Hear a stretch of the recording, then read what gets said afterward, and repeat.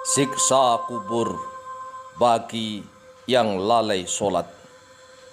Di dalam kuburnya akan dicabik-cabik oleh seekor ular besar yang bernama Suja' al-Aqra.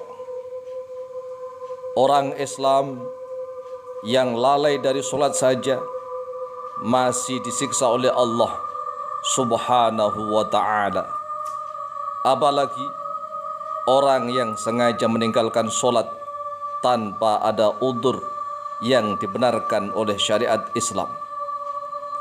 Di dalam surat Al-Ma'un ayat yang keempat dan yang kelima, Allah Subhanahu wa ta'ala berfirman, "Fawailul lil musallin alladzina hum an salatihim sahun."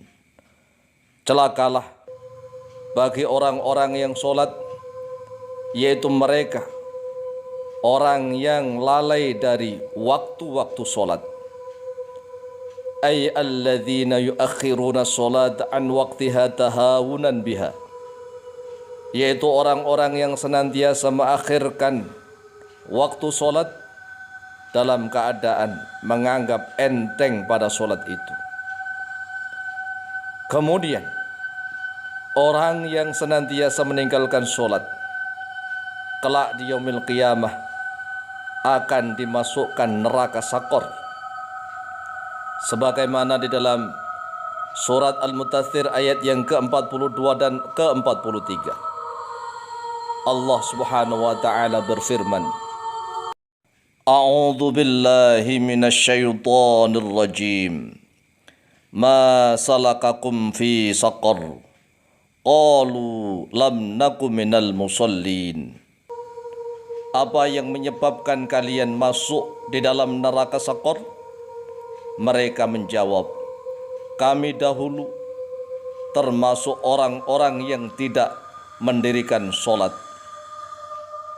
Kullu nafsin dha'iqatul maut. Setiap yang berjiwa dan bernyawa pasti akan merasakan kematian. Kematian itu pasti datang menghampiri siapapun, tak peduli dia itu rakyat jelata maupun dia adalah penguasa, raja yang agung, yang besar, kekuasaannya mendunia. Siapapun akan masuk dan dikubur di dalam liang tanah. Lembabnya tanah, tidur sendirian. Tidak ada yang menemani. Harta tidak menemaninya. Istri dan teman-temannya juga tidak ada yang menemaninya. Setelah jasadnya dikuburkan, kemudian ditimbun dengan tanah, istri, harta, jabatan, kekuasaan, kemewahan, semuanya akan pulang ke rumah masing-masing.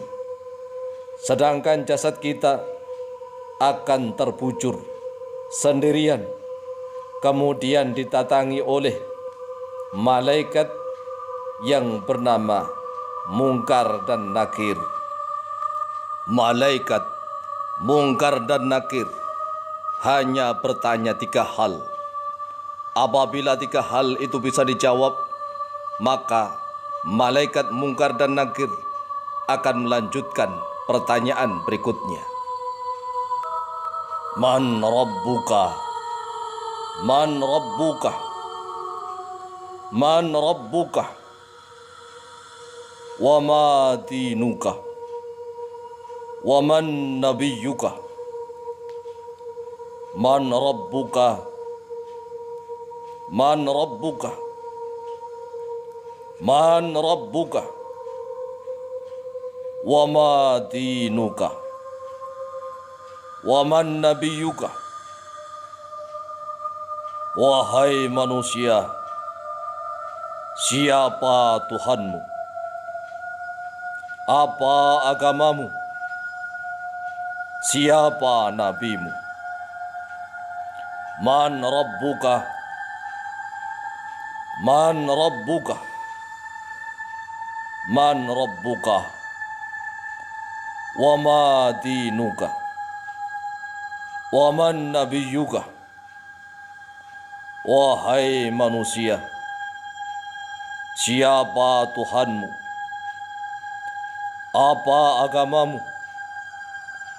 Siapa nabimu? Man rabbuka? Man rabbuka? Man rabbuka? Wa ma dinuka? Wa man nabiyuka?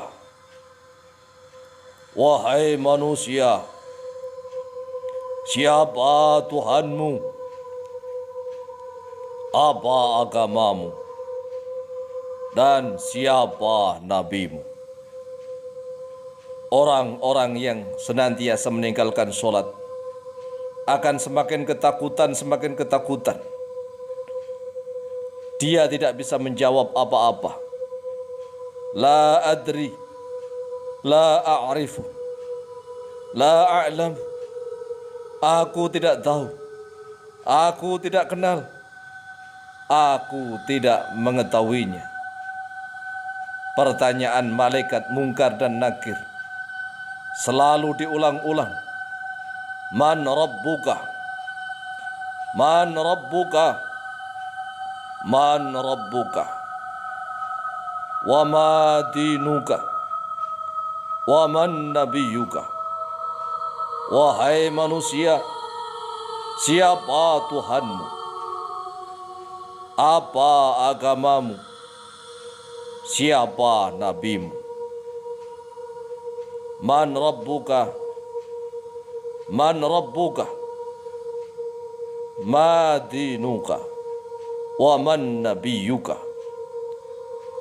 Jika dia tidak bisa menjawab, maka jasadnya akan segera didatangi oleh seekor ular besar yang bernama Suja' al-Aqra. Ular besar itu sangat panjang. Kemudian tubuhnya akan dicabik-cabik, akan digigit, kemudian dilemparkan. Tubuh itu akan tembus ke dalam bumi.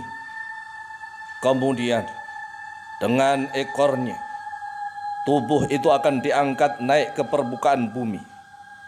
Lalu dengan giginya, tubuh itu akan digigit kembali. Kemudian akan dilemparkan dan tubuh itu tembus ke dalam bumi.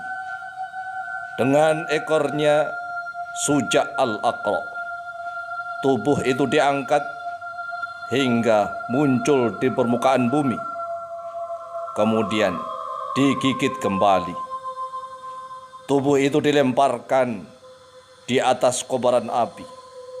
Kemudian dibolak-balik dengan panasnya api yang sangat membara. Dan Suja' al-Aqra menangkap tubuh itu kembali, kemudian melemparkannya tembus ke dalam bumi. Dan dengan ekornya, tubuh itu diangkat kembali ke permukaan, kemudian dilemparkan kembali tembus ke dalam bumi. Begitu seterusnya hingga yaumil qiyamah. Na'udzubillahi thumma na'udzubillahi min dzalik. Allahumma inni a'udzubika min adzabil qabri wa min adzabin nar.